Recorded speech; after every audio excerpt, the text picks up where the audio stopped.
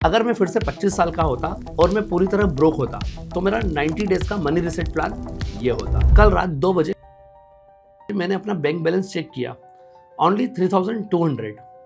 Wow.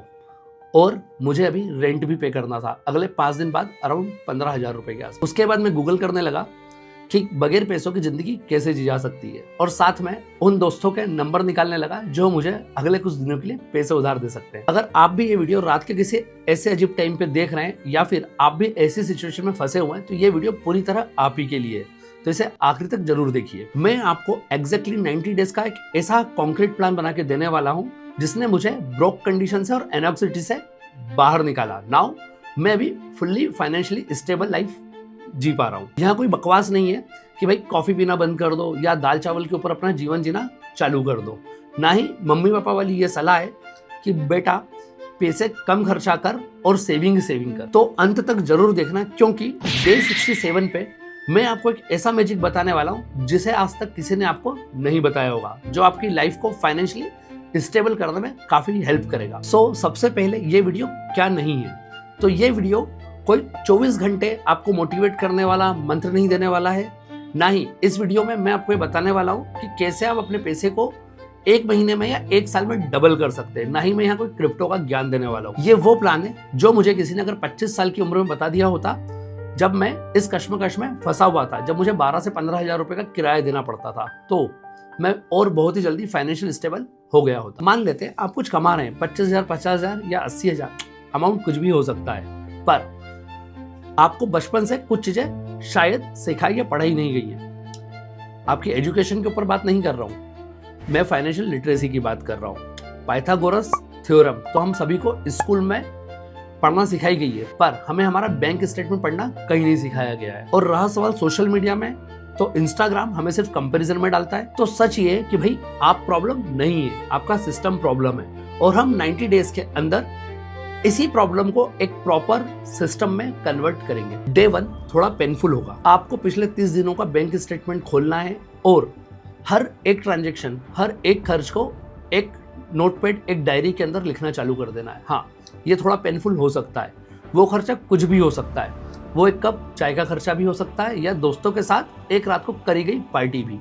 पर ये सारे खर्चे आपको एक डायरी के अंदर स्टेप बाय स्टेप लिखते जाने। मुझे पता था कि मेरे पैसे कहाँ जा रहे हैं, बट बैंक स्टेटमेंट देखा तो पता चला कि भाई 4,500 रुपए फूड डिलीवरी पे, 2,000 रुपए सब्सक्रिप्शंस पे, oh my God, Netflix, prime, Spotify और कुछ एक फिटनेस ऐप जो मैंने 2022 में स्पेंड किया था। अब सब जोड़ो और सच का सामना करो कि कौन सी चीज एक्चुअल में आपके काम की थी और कौन सी चीज सिर्फ ऐसे ही ले ली गई थी। डे 4 टू डे 7 आपको यही प्रैक्टिस रेगुलर करनी है। आपको बड़े ही ध्यानपूर्वक ये समझने की जरूरत है कि ये जो चीजें आपने सब्सक्रिप्शन ले रखे हैं या फिर आप जो अपनी हैबिट्स के हिसाब से खर्चा कर रहे हैं या दोस्तों के बीच अपने आप को एक्स्ट्राऑर्डिनरी दिखाने के लिए खर्चा कर रहे हैं, क्या ये वास्तव में सही है। डे 6 टू 7 सारे सब्सक्रिप्शन कैंसिल कर दो। मैंने एक रात में 1,800 रुपए बचाए, मतलब साल भर के 21,600 रुपए। डे 8 टू 30 फाउंडेशन मंथ, जहां पे मैंने अपने फाइनेंशियल स्टेबिलिटी के लिए एक फाउंडेशन रखना चालू करी। एक्चुअली बजट कभी भी काम नहीं करता है, क्योंकि लाइफ एक स्प्रेडशीट नहीं है। खर्चे कभी भी बोल के नहीं आते हैं, ना ही इच्छाएं। सो यूज करो 3 जार सिस्टम।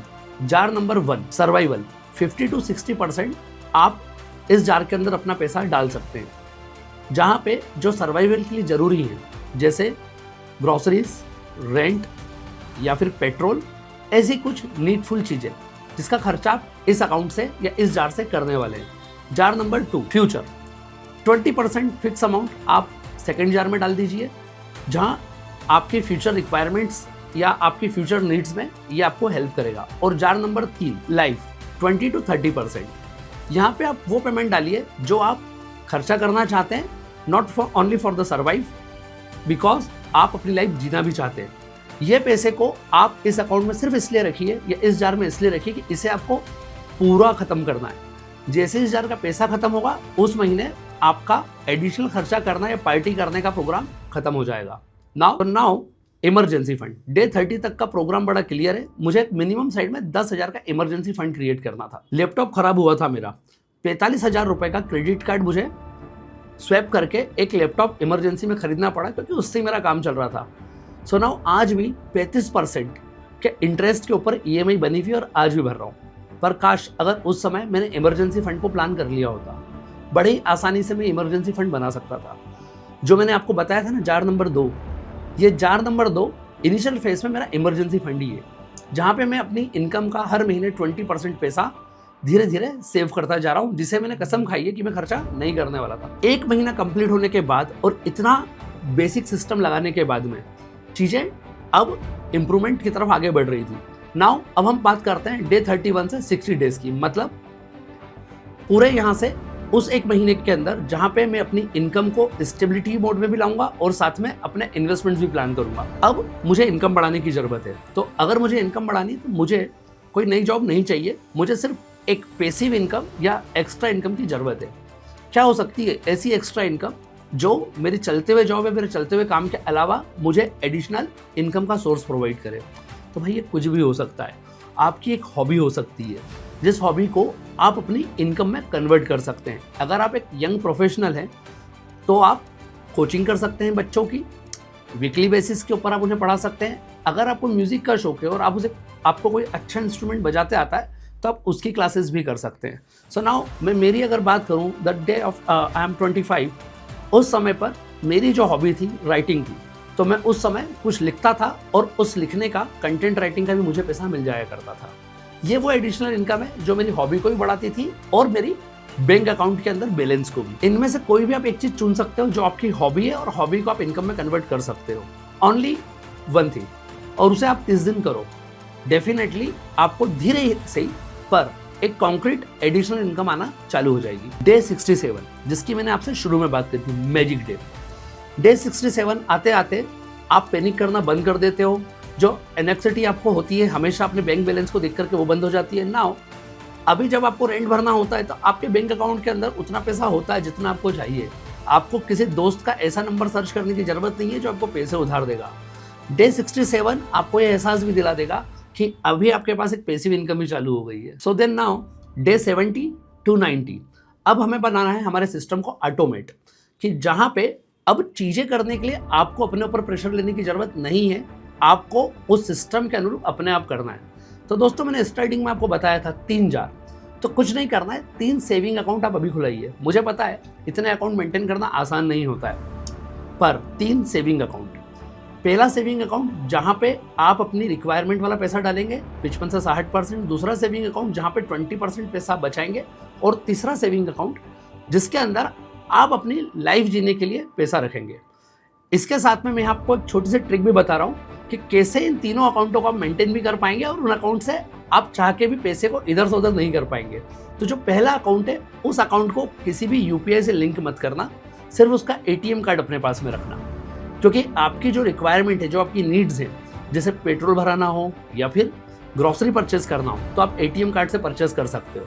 पर एक चाय की दुकान पर जब आप गए चाय पीने के लिए तो उसे 15 रुपये देने के लिए आप ATM कार्ड यूज़ नहीं कर पाओगे। तो पहला अकाउंट जो आपकी नेसेसिटी, आपकी रिक्वायरमेंट है, उसके अंदर सिर्फ ATM कार्ड होना चाहिए, वो किसी भी UPI ID से लिंक नहीं होना चाहिए। अकाउंट नंबर 2, जहाँ पे हम फ्यूचर के लिए 20% पैसा हर महीने बचा रहे थे, उस अकाउंट के अंदर ना तो आप ATM कार्ड लीजिए, ना उसकी नेट बैंकिंग रखिए, ना उसे किसी UPI से लिंक कीजिए। ये आपके लिए हर प्रकार से सेफ भी है, क्योंकि अगर वो अकाउंट हर प्रकार से टेक्निकली कनेक्ट नहीं है तो फ्रॉड के चांसेस भी कम है। दूसरा, आप चाह के भी उस अकाउंट से इमीडिएट पैसा विड्रॉ नहीं कर पाएंगे। अगर आपको पैसा विड्रॉ करना है तो आपको चेक बुक की जरूरत पड़ेगी और बैंकिंग अकाउंट्स में जाके आप पैसा वहां से निकाल सकते हैं। तो इट मीन्स वो पैसा तभी निकलने वाला है जब एक्चुअल में आपको उसकी जरूरत लग रही है।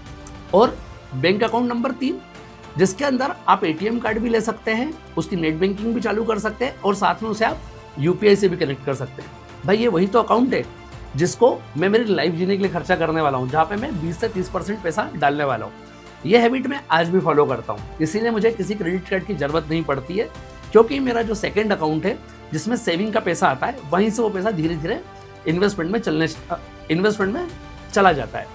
सो ये 3 बैंक अकाउंट, ये जो 3 जार हैं, आपको फाइनेंशियली बहुत ही स्टेबल बनाने में आपकी हेल्प करते हैं। सो गाइज, इन 90 डेज के अंदर अगर आप इस पूरे फार्मूले के ऊपर वर्किंग करते हैं तो मैं आपको ये बोल सकता हूँ कि आफ्टर 90 डेज जब आप पलट के देखेंगे तो आप पाएंगे कि आप फाइनेंशियली बहुत ही ज़्यादा स्टेबल हो चुके हैं।